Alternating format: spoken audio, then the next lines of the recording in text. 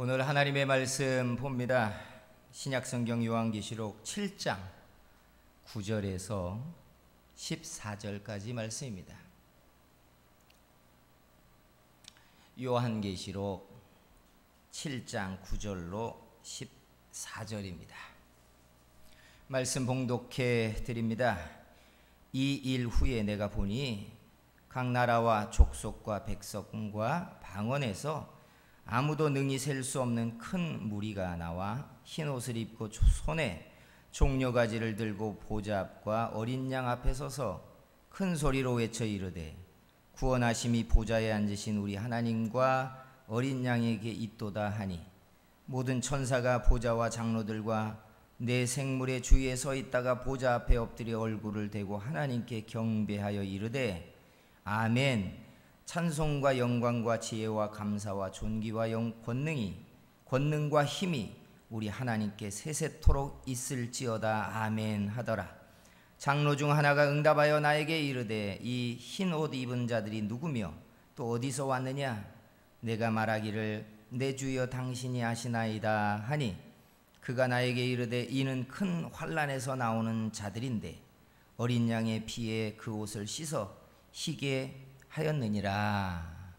아멘. 주의 은혜가 오늘 가득하고 예수 그리스도의 흘리신 피가 우리를 깨끗하고 정결케 하는 은혜를 힘입는 예배가 되기를 주의 이름으로 축복합니다. 손 들고 서로 이렇게 축복할 때 예수님의 보혈의 능력을 얻기 원합니다 해주세요. 예수님의 보혈의 능력 얻기 원합니다. 할렐루야. 감사합니다. 예수 믿는 사람들이 잘해야 되는 두 가지가 있어요. 하나는 은혜를 받는 일을 잘해야 합니다.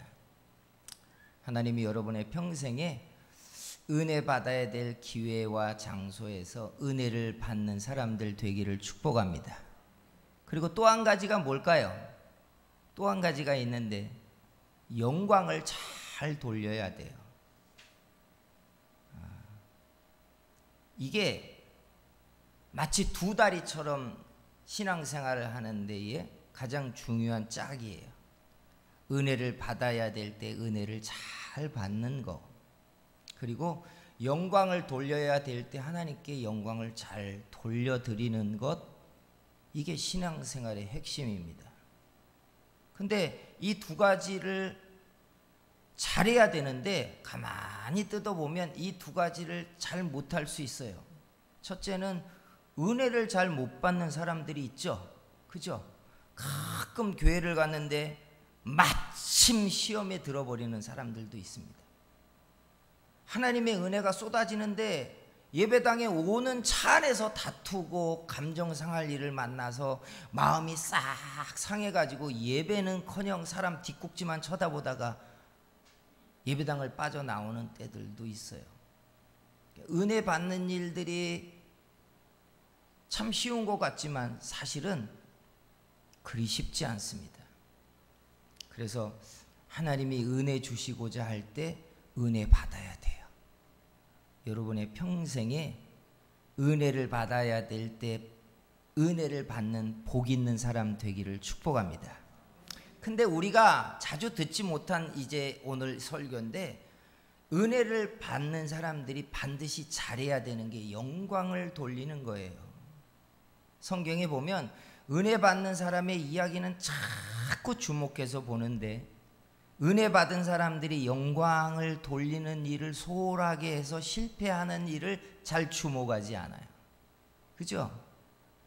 하나님의 은혜로 시작했는데 마땅히 돌려야 될 영광을 돌리지 못해서 실패하고 멈춰버리는 일이 일어나면 시작은 좋으나 끝은 상하는 거예요. 10명의 문둥병자들이 병고침을 받았는데 시간이 지나서 병고침 받았다는 것을 알고 영광을 돌리러 돌아온 사람이 사마리아인 한 명뿐이라고 했어요.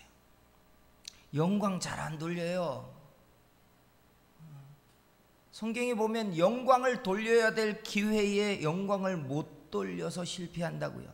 사울 왕이 얼마나 많이 은혜 받습니까? 아말렉을 치러 나가라고 했더니 쳐서 물을 썰듯 두부를 으깨듯 하나님이 아말렉을 짓밟게 했어요. 은혜를 쏟아부어 주소서. 근데 영광을 돌려야 될 기회에 그가 실패합니다. 하나님이 실망해요.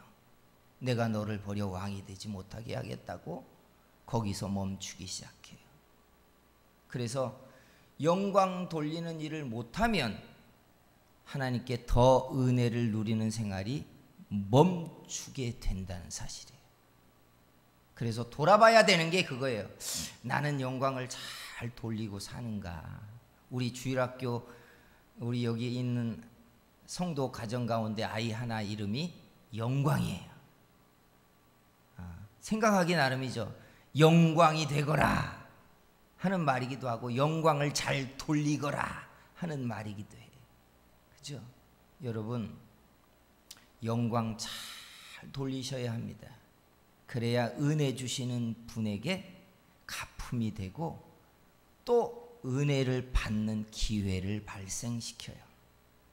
오늘 영광을 돌릴 수 있는 자리들이에요. 하나님께 영광이 되는 예배가 되기를 주의 이름으로 축복합니다.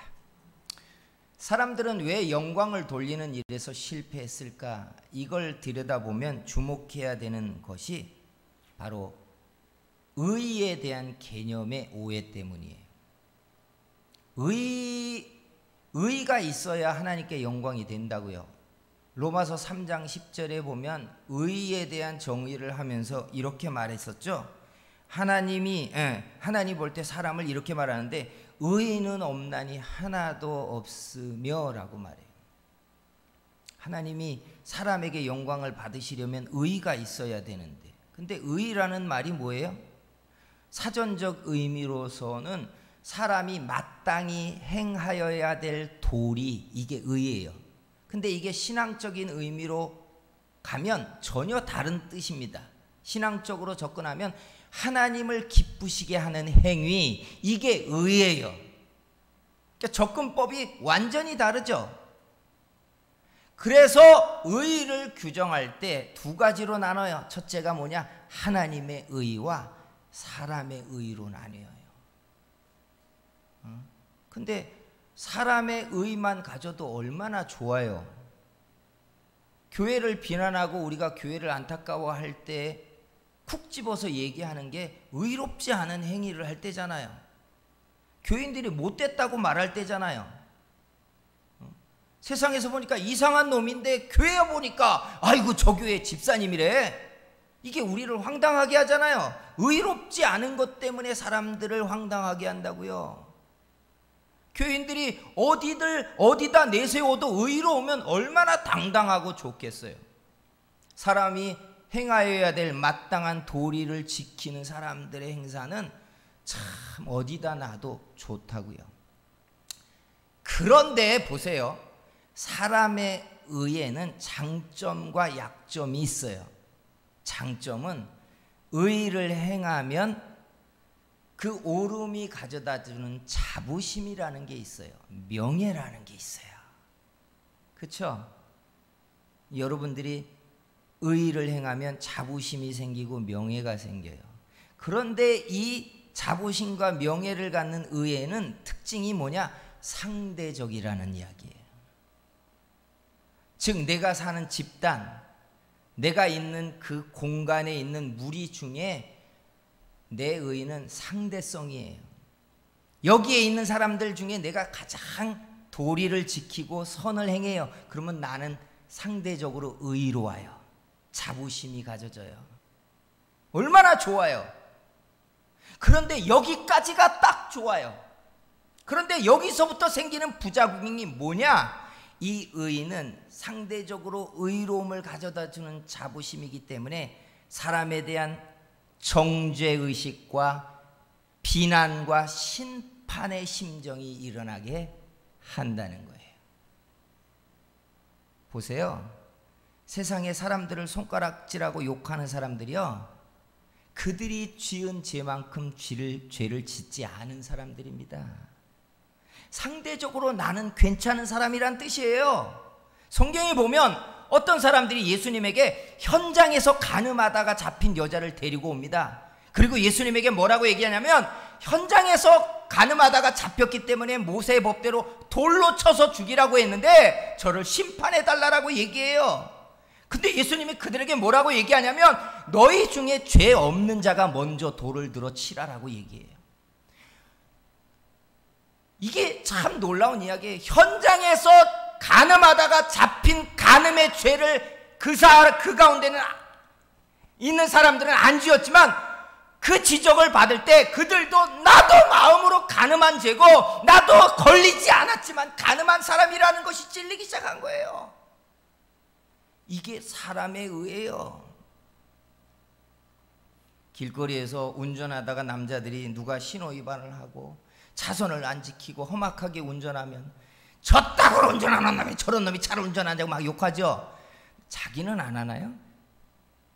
나도 급하면 해요. 저도 최선을 다해서 신호를 지키려고 하지만 어떤 때 급할 때는 막 새치기 해요. 혼자 미안합니다 이러면서 해요 막. 그런데 이게 상대적이란 이야기예요. 나도 도둑질하고 나도 거짓말하고 나도 나쁜 놈인데 내가 보니까 내가 속한 집단 중에는 나는 괜찮은 거예요. 이게 사람의 의라는 거예요. 그러다 보니까 내가 비난하는 나쁜 놈들은 내가 볼 때 저놈보다는 내가 낫다는 이야기를 하는 거예요. 그러니 하나님이 볼 때는 이런 사람의 의 가지고는 하나님을 기쁘게 할 자가 없다라는 거예요. 사람의 의는 하나님을 기쁘게 하지 못해요. 사람들끼리는 서열을 매길 수 있어요. 한동안 민주화 운동을 했던 80년대 학번의 사람들이 도덕적 자부심을 가진 게 그거잖아요. 다른 죄는 있어도 그 시대는 내가 나라를 위해 산 거예요. 지금은 이상한 사람이어도 그때는 청춘을 바쳤다는 이야기예요. 상대적 의의가 있는 거예요. 너 젊을 때 뭐 했어? 나는 그때 나라를 위해 살았어 이거예요. 근데 사람의 의의는 하나님을 기쁘게 할 수 없어요. 결국은 정죄하고 사람을 심판해요. 그래서 세상에 남을 비난하고 혀를 차고 손가락질하는 모든 사람들은 하나님 보기에 의의를 가진 사람이 아니에요. 상대적 의인인 거예요. 상대적 의. 그래서 우리가 들여다봐야 되는 게 뭐냐? 하나님의 의예요. 성경 언어인 헬라어에 하나님의 의라는 말이 디카이오 시네라는 말이에요. 디카이오 시네. 번역을 하면 의라는 말인데 이 단어 자체를 그대로 원문의 뜻은 덧붙여지다, 가리워지다라는 말이에요. 가리워지다. 이 말이 의예요. 근데 이 말의 기원이 어디냐? 창세기 3장에 가면 첫사람 아담과 하와가 범죄하잖아요. 범죄하고 선악과를 따먹으니까 그 다음 어떻게 됐어요? 눈이 밝아졌대요. 눈이 밝아지고 난 다음에 가장 먼저 본 게 뭐죠? 자기들이 벗었다는 걸 알았어요. 그래서 무화과 나무 잎을 따서 엮어서 치마를 만들어 입었어요. 왜일까요? 눈이 밝아졌는데 뭐가 보였다는 거예요? 수치가 보였다는 얘기예요. 이게 참 포인트입니다. 죄는 수치를 가져다 줘요. 마귀가 우리가 죄를 청산하고 회개하지 않으면 참소를 합니다. 참소할 때마다 무슨 일이 일어나냐? 수치스러움이 일어나요. 그래서 회개하라는 이야기예요. 회개하라는. 그런데 자기 수치를 가리려고 무화과 잎으로 치마를 만들어 입은 아담과 하와에게 하나님이 동산에서 그들을 부른 다음에 뭘 해 입히는지 아세요? 가죽 옷을 만들어 그들에게 입혀주십니다. 동물의 생명을 취하고 피를 흘려서 그 가죽 옷으로 그들의 수치를 가려주십니다. 그 이후로 사람들이 하나님께 자기들의 수치를 가리기 위하여 양이나 염소나 송아지의 생명을 취해 그 피를 흘리고 제물을 드리며 하나님께 나아갔습니다. 예수님이 오셔서 왜 십자가에 자기를 내어주시면서 피를 흘렸는데 그 보혈을 가리켜 대속의 피 보혈이라고 말하느냐? 그 피가 우리의 죄를 씻었는데 그 죄 씻은 현상이 뭐냐? 죄가 가져오는 수치를 가려주었다는 거예요. 이게 덧붙여진 의입니다. 하나님의 의란 내가 죄가 없어진 의가 아니에요. 내가 죄인이지만 예수님의 피로 아담과 하와가 입었던 가죽옷처럼 나의 수치를 가려 주시는 의를 얻었다는 게 예수님의 의예요. 우리요, 의로 와서 구원 얻는 사람들 아닙니다. 아셔야 돼요. 신앙생활 하니까 수행처럼 자기를 다듬어가지고 더 도덕적이고 더 뛰어나니까 구원의 경계를 들어가는 게 아니란 이야기예요. 그걸 따지면 따질수록 우리는 흉악해져요. 두 사람이 성전에 나와 기도를 했다고 했어요. 예수님. 한 명은 바리새인이고 한 명은 세리입니다. 누가 봐도 세리는 민족 반역자고 돈 때문에 신앙이고 형제를 팔아먹는 나쁜 놈이에요. 바리새인이 손들고 기도합니다. 하나님, 나는 저 뒤에 앉아있는 세리 같지 않음을 감사합니다. 일주일에 2끼니를 금식하고 구제를 하면서 새벽마다 기도를 하고 하나님께 하루에 3번씩 기도하게 하신 것을 감사합니다. 그렇게 바리새인이 기도하는데 세리가 문턱도 못 넘고 성전 밖에서 머리를 조아리고 이렇게 기도합니다. 하나님, 나는 죄인입니다. 내가 부끄러워 고개를 들 수 없는 죄인입니다. 나를 불쌍히 여겨 주시옵소서. 그러면서 물어요. 그 두 사람의 기도 중에 누가 하나님이 받으셨겠냐? 세리의 기도를 받으셨다는 거예요. 우리끼리는요, 저 사람 신앙 대단해, 하나님 복 주실 만해, 저렇게 기도 생활을 하니까 얼마나 대단해, 저 사람 얼마나 크게 헌신하는 줄 알아. 이거 우리끼리는 셈할 수 있어요. 그런데 하나님이 볼 때는 사람의 의라는 건 여기서는 의롭고 저기서는 다르고 저기서는 다르고 이 모양에서는 틀리다는 거예요. 우리는 모를 뿐이에요. 우리는 의인은 없나니 하나도 없으며 하나님을 찾는 자는 없나니 하나도 없으며 선을 행하는 자는 없나니 하나도 없대요. 이게 하나님이 사람을 볼 때 우리요, 하나님의 의를 덧입기 때문에 하나님께 나가는 겁니다.